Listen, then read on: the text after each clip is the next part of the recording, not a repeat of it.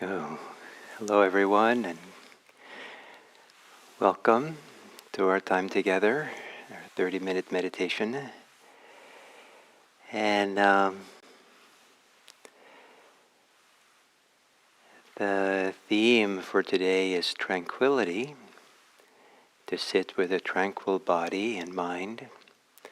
I think of it as a ability to sit quietly without being in conflict with anything, without being disturbed by anything.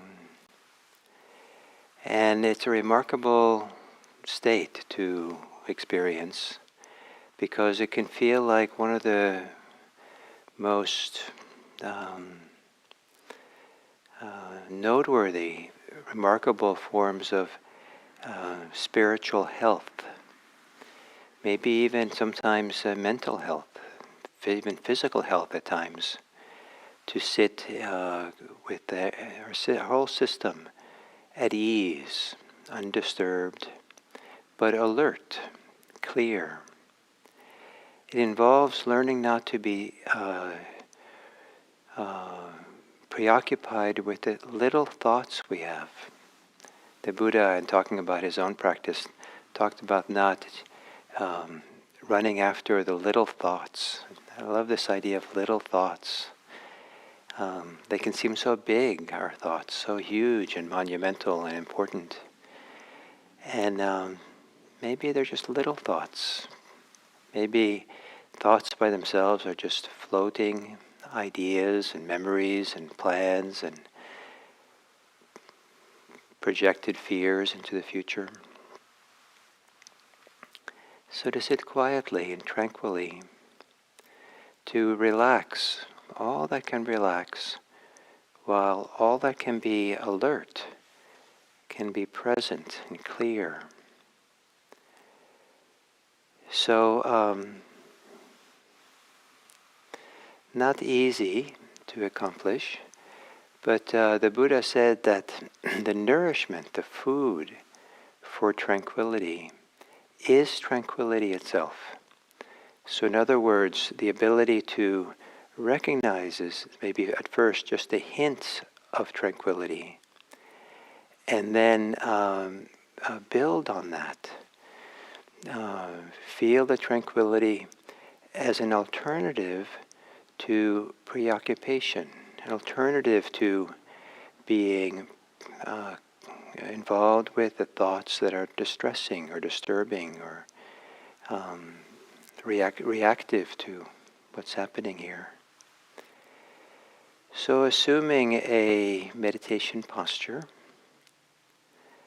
and maybe wiggling your body, swaying back and forth a bit, swaying forward and back, straightening up and bending a little bit, until you find a posture that for you represents a balance of tranquility and alertness, tranquility and attentiveness. An attentiveness, alertness that's embodied, aware through the body.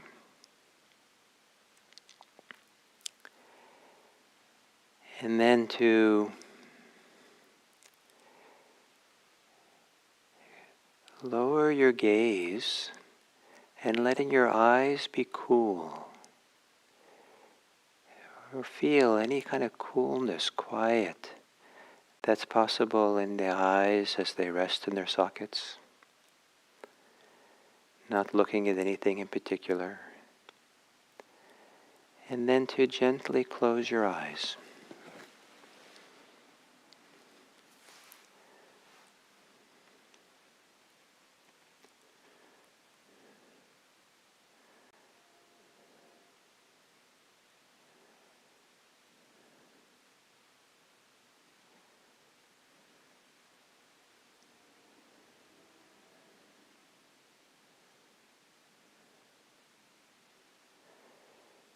And gently, maybe not a full deep breath, but a half deep breath, gently, tranquilly, breathing in more fully, And you might try at the top of the in-breath to gently hold your breath for a moment or two, so that when you do begin the exhale, it can feel like a letting go, a releasing, letting go into a quiet state.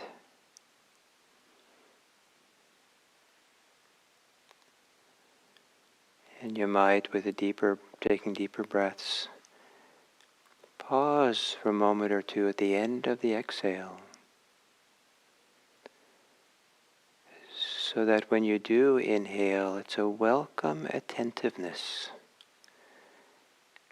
welcoming the feeling of attentiveness, alertness, awareness of breathing.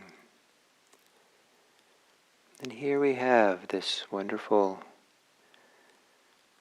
alternation between releasing, relaxing on the exhale,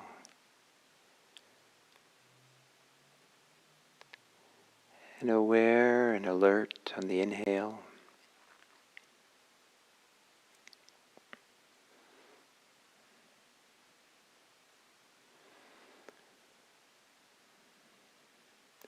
Letting your breathing return to normal.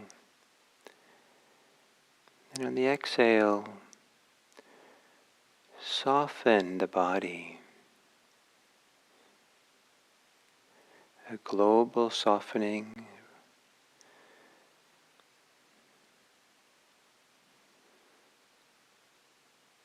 On the inhale, as if the body expands, the whole body expands and gets larger, beyond the boundaries of the body even.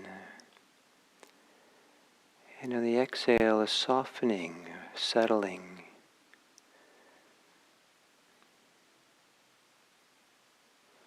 Releasing.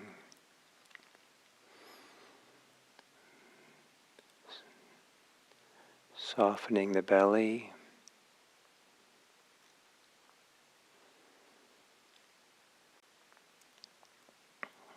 Softening in the chest.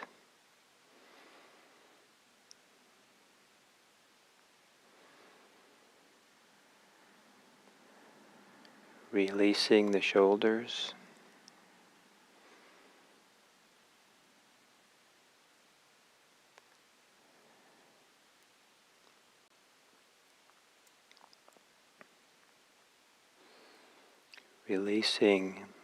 Relaxing the muscles of the face.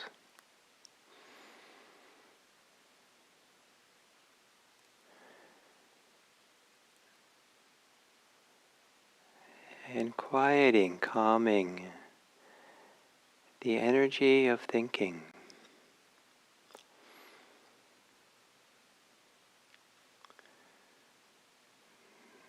Relaxing the thinking muscle.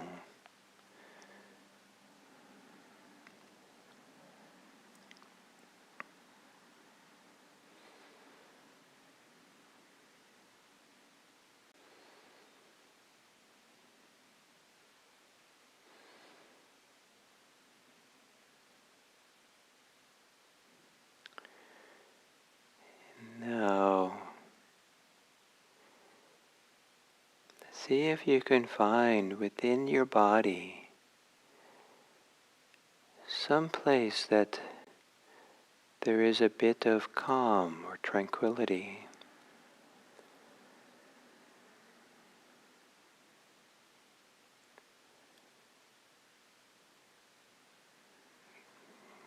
Could be in the torso, the arms and hands, and the legs, in the head, in the back, anywhere where there's some feeling of tranquility, calmness.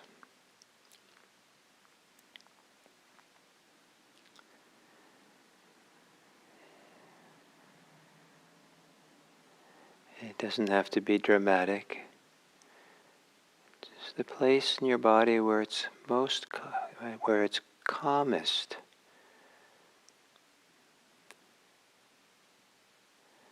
And then see if you can breathe through that area of calm. Breathe with it.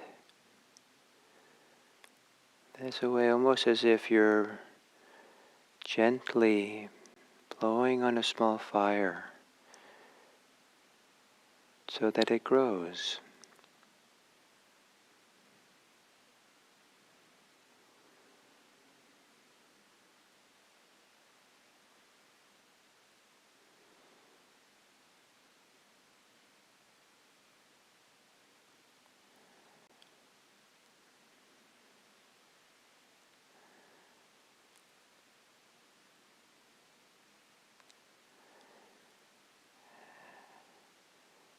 Adjusting your mind so the mind is calmer, quieter.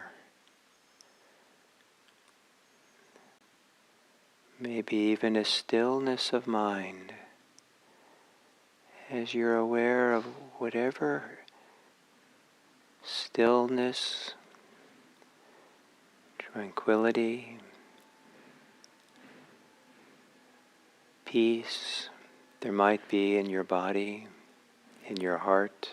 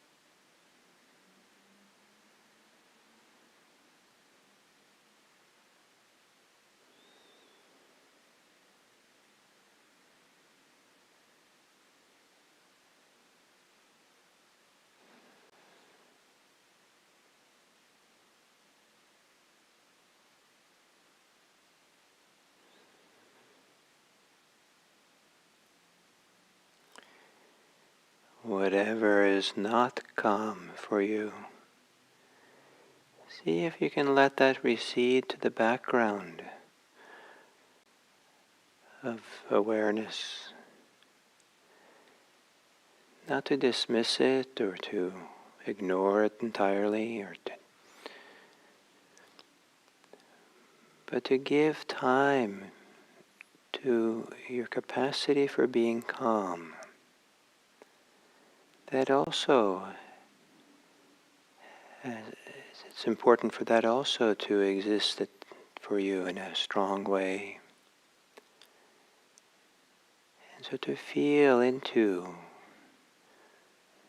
calmness, tranquility.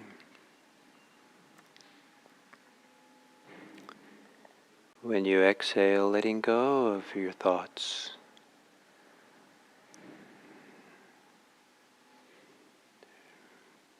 Relaxing the holdings in your body.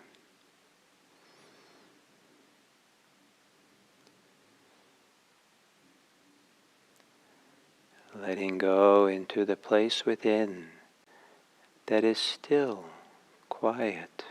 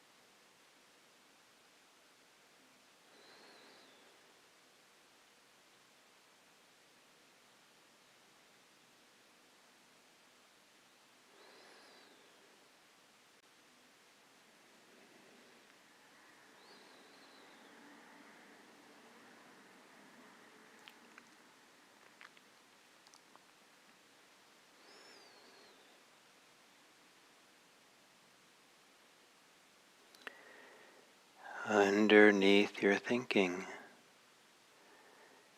Maybe you'll find a place of calm and tranquility. Breathe with that place. Breathe through it. Breathe out of it. Let tranquility be the flavor of your meditation.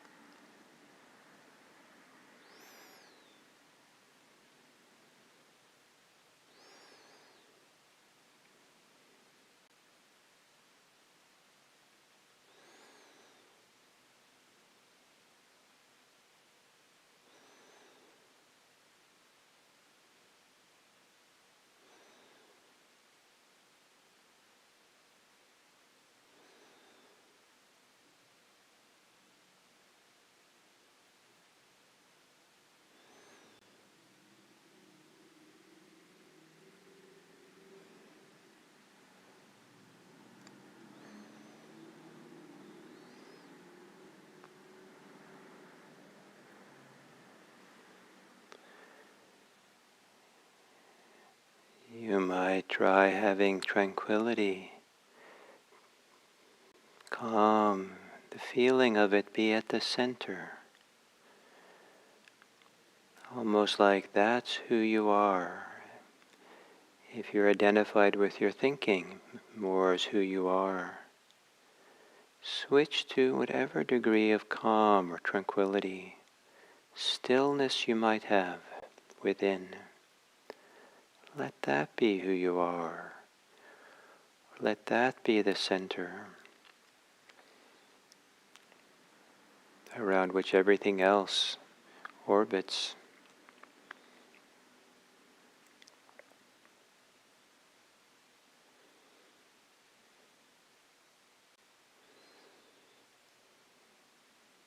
Taking refuge in the calm.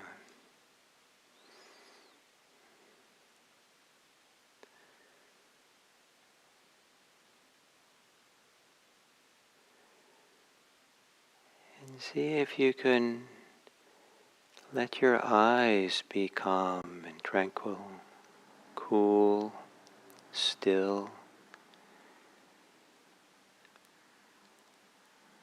either with your eyes closed or if it's most tranquil to open the eyes gently, maybe gazing down 45 degrees. Let the eyes open slightly.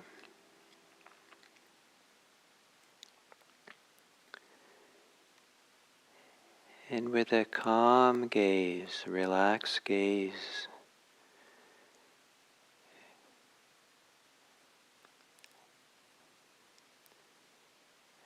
be aware of the world around you, the extended world out beyond where you are, people in your lives, people in your communities, people far away, people you don't know. Gaze upon it all calmly, peacefully, for a few moments not disturbed, not in conflict, just a calm regard, as if calmness, tranquility, is medicine for an agitated world. That your calmness is medicine for an agitated world.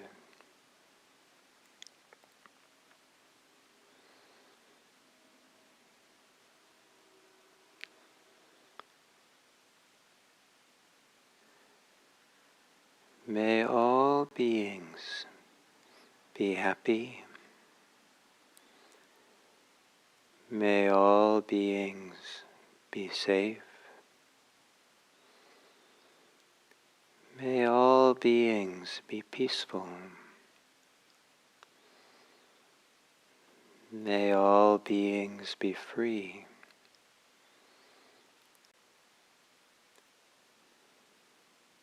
And may your tranquility be a way that you support the happiness, safety, peace, and freedom of others. May all beings be happy.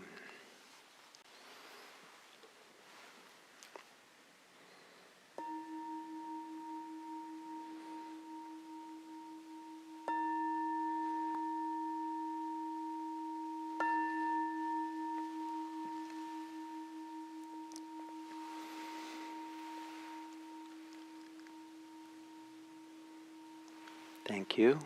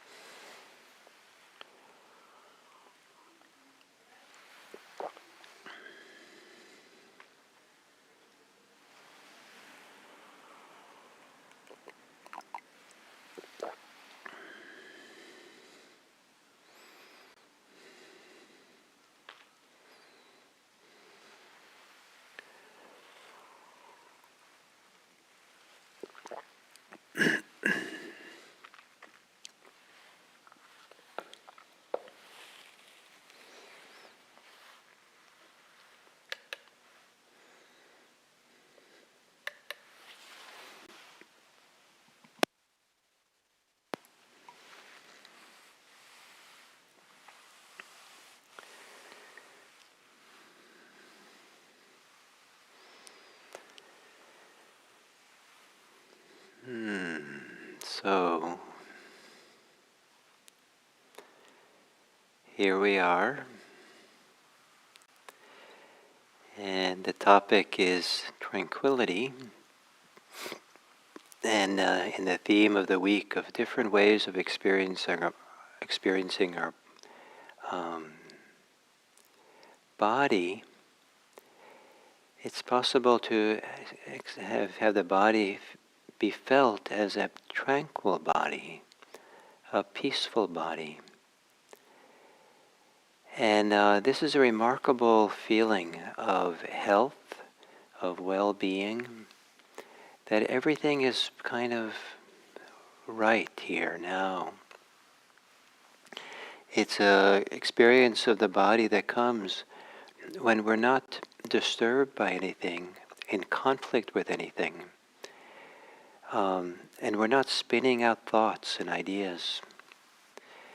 It's a quieting of the mind, of the mental activities that's used to relate to the body. And because these different bodies I'm talking about have a lot to do with the state of the mind, the activity of the mind. So I've seen diagrams of the brain, kind of diagrams where they're showing what parts of the brain are biggest or most active or something, and they show that people who do the same activity over and over again, that part of the brain grows. I don't know if it physically gets bigger or just more activated. So that someone who is, their whole profession maybe is typing, they spend a whole day typing, that somehow the brain centers having to do with the fingers grow bigger. And so these brain centers that are involved with different parts of our body can grow and shrink depending on the usage in which we have it.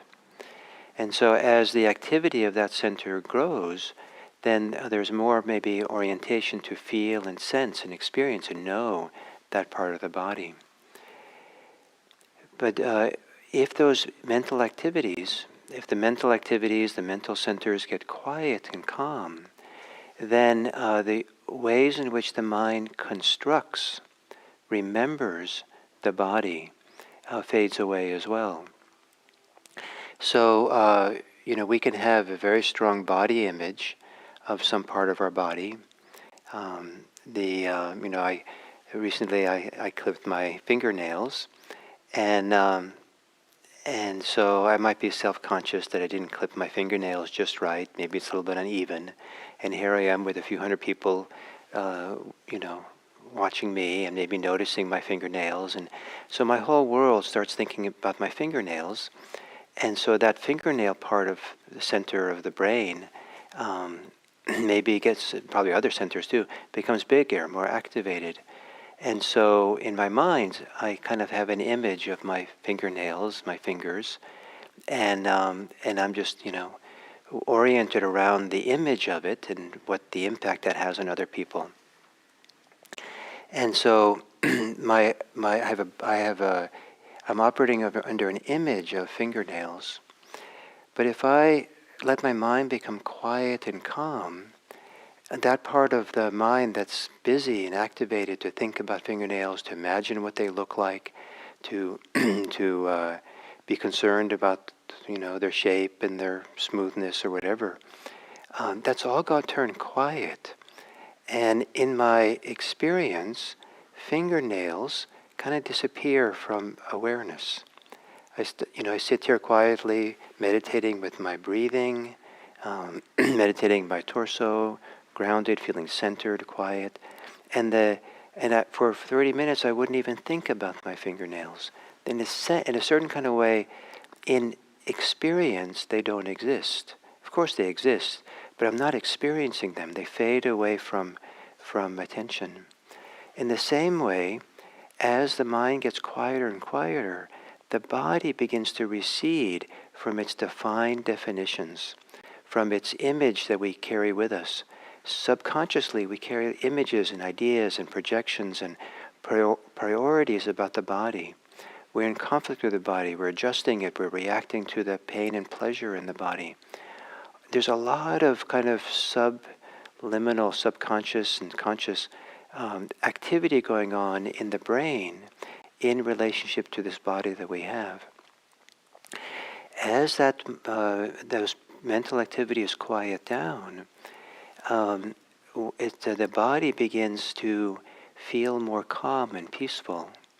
It's almost like the puppeteer in the brain has taken a vacation and is not pulling and tugging and directing and awakening and being nosy into all the different things going on, lots of things going on in the body is just left radically alone. And this not obstructing, not interfering, not activating, not thinking about the body, leaving the body alone in a nice meditative way allows the body to move towards a kind of health. The body has tremendous kind of movement towards homeostasis, to harmony, to settledness, to release. The body itself just wants to relax the tensions that are being held there. And so as the mind gets quieter, our relationship to the body shifts and change, and then the way we experience the body changes. And the body can have a very refreshing, peaceful feeling to it. The tranquility can be a feeling of suffused tranquility through the body, or a suffused coolness or refreshment that exists somehow nice, peaceful. It's a more peaceful state than the bliss body, the joy body that we talked about yesterday. That because that's still a little bit activated compared to now. That quiets down as well, and there's not exactly any place we can, anything solid or too much solid in the body. It's more like a glow of peace, glow of tranquility, of refreshment. And it's a very different way of experiencing ourselves. It's a tremendous gift to the body when we can, no longer have the mind preoccupied by it or reacting to it or defining it or having an image of it. Some people find that the edges of the body begin to dissolve, and there's no clear sense of the boundary between the body and the air around it. Because the boundary itself, that's the shape of our body, the boundary we have, is part of the mental construct. The ideas the mind does that based a lot on memory. But if we drop into the feeling body without all the ideas and reactivities, the feeling body moves towards settledness and peacefulness and calm. It only gets activated if the puppeteer pulls the strings, if the cook stirs the pot. And if we're not pulling strings or stirring the pot, the body can go quiet and peaceful.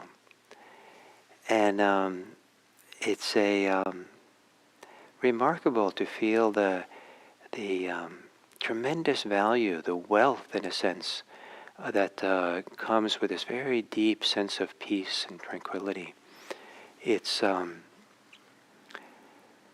the vantage point of that state of tranquility and peace, calm, it's possible to have a clear sense that many of the ordinary pursuits we have in our life, especially if they involve tension or anxiety or ambition or greed, are so much less valuable than the richness, the peacefulness, the richness, the texture of this tranquility and peace and calm that can exist.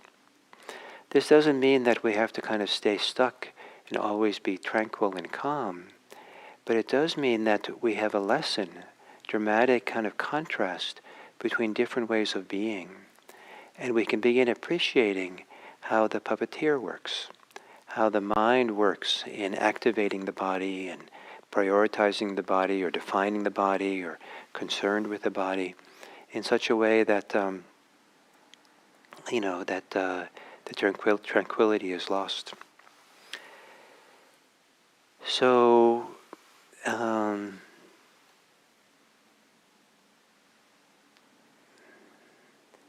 it's a beautiful, it's a really marvelous thing to have this the shift in the body from the karmic body to the joy body, tranquility body, where the experience of the body, the energies, the sensations, these qualities of well-being and of tranquility seem to emerge from the inside out and are not dependent on the ways that we relate to the body from the outside in.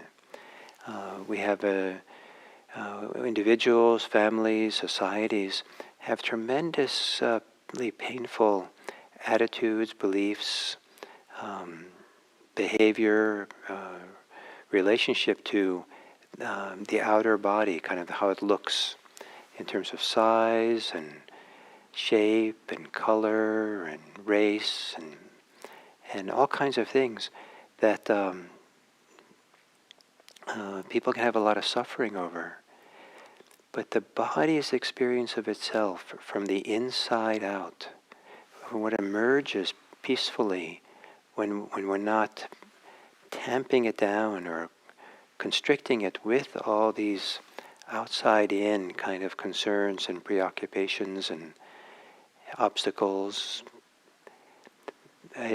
What comes and emerges, what flows, what can be there from the inside out, is it can feel like it's really independent of the outside-in concerns. There's a liberation from outside in. There's a liberation from the societal pressures on the body and judgments and ideas. Just to have the body have its own experience from the inside out, where its own flow of energy, its flow of sensations can settle and open to joy and to tranquility, is a powerful lesson in freedom, powerful lesson in an alternative way of living that's not outside in, it's not caught up in thoughts and ideas and images of how the body is and what should be. So, tranquil body. So you might, over this day, see what you can do as through the day to let the body be more tranquil. Maybe it's how you sit in a chair. You can sit in a chair in a way that the body is more settled and easier to relax and in a tranquil way. It's not necessarily slouching in a chair. I don't know if that gives us the most tranquility. But where do you feel the most calm and settled? It's where you're settled and rooted and grounded. And as you walk, as you do some work, as you talk, as you drive, look and see how you can do all these things with some modicum of calm or peace or tranquility. And see what you learn in the process. And certainly what you can learn about what takes you away from the tranquility. But maybe for this exercise today, what you learn about the benefits of living a tranquil life. So thank you very much. And I look forward to continuing this series tomorrow.